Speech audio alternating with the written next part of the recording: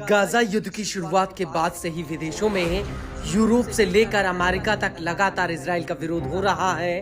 हालिया दिनों में उन देशों ने भी इजराइल के खिलाफ मोर्चा खोल दिया जो कभी इस लड़ाई में उसके साथ थे।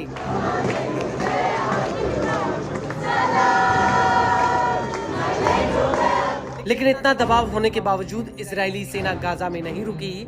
आईडीएफ के ऊपर लगातार निहत्थे फिलिस्तीनियों का नरसंहार करने का आरोप लग रहा है और यही वजह है कि विदेशों में लगातार इजरायलियों पर हमले भी हो रहे हैं।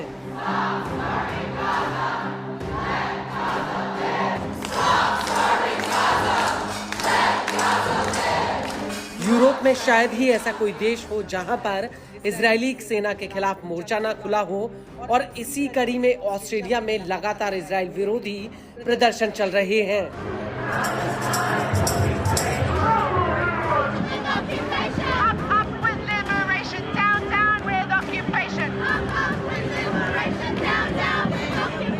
इजरायली सरकार कई यूरोपीय देशों पर यहूदी विरोधी प्रदर्शन और हमलों को शह देने का आरोप लगा रही है, लेकिन अब इन प्रदर्शनों और हमलों के पीछे ईरान का हाथ होने की बात सामने आई है। दरअसल ऑस्ट्रेलिया के प्रधानमंत्री एंथनी अल्बानीज ने कहा है कि ऑस्ट्रेलिया में यहूदी विरोधी हमलों के पीछे ईरान का हाथ है।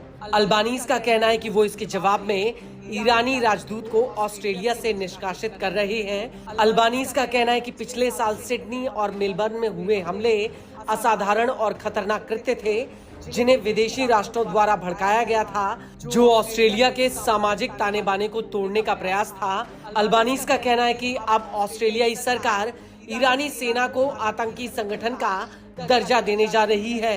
ASIO has now gathered enough credible intelligence to reach a deeply disturbing conclusion that the Iranian government directed at least 2 of these attacks.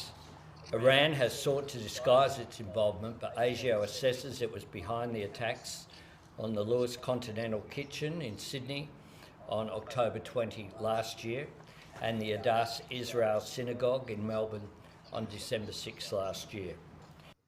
ASIO assesses it is likely Iran directed further attacks as well. These were extraordinary and dangerous acts of aggression orchestrated by a foreign nation on Australian soil. They were attempts to undermine social cohesion and sow discord in our community.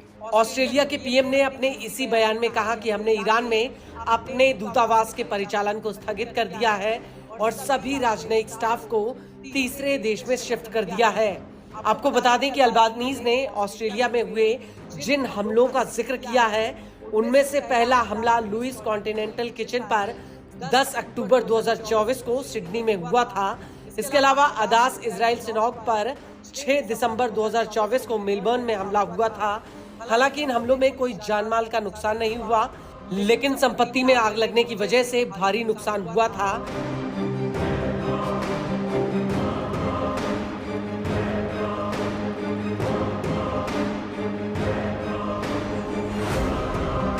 वहीं Australia के विदेश मंत्री पेनी Wong का कहना है कि Iran के राजदूत अहमद सादेगी और उनके 3 अन्य सहयोगियों को पर्सोना नॉन ग्राटा घोषित किया गया है और उन्हें ऑस्ट्रेलिया छोड़ने के लिए 7 दिन का समय दिया गया है।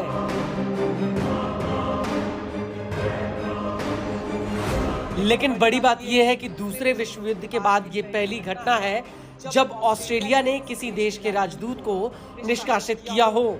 वहीं विदेश मंत्री वोंग का कहना है कि हम मिडिल ईस्ट में रह रहे अपने नागरिकों को घर वापस आने की सलाह देते हैं। जो भी ऑस्ट्रेलियाई नागरिक ईरान की यात्रा पर जा रहे हैं वो इससे बचें।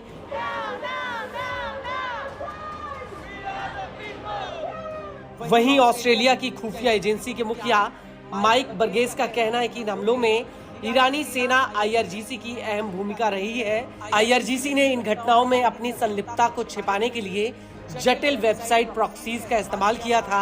आपको बता दें कि ऑस्ट्रेलिया, फ्रांस, ब्रिटेन और कनाडा ने फिलिस्तीन को एक राज्य के रूप में दर्जा देने का ऐलान किया है और अल्बानीज के इस कदम के बाद से लेकर अब तक ऑस्ट्रेलिया और इजराइल के नेताओं के बीच जुबानी जंग चल रही थी।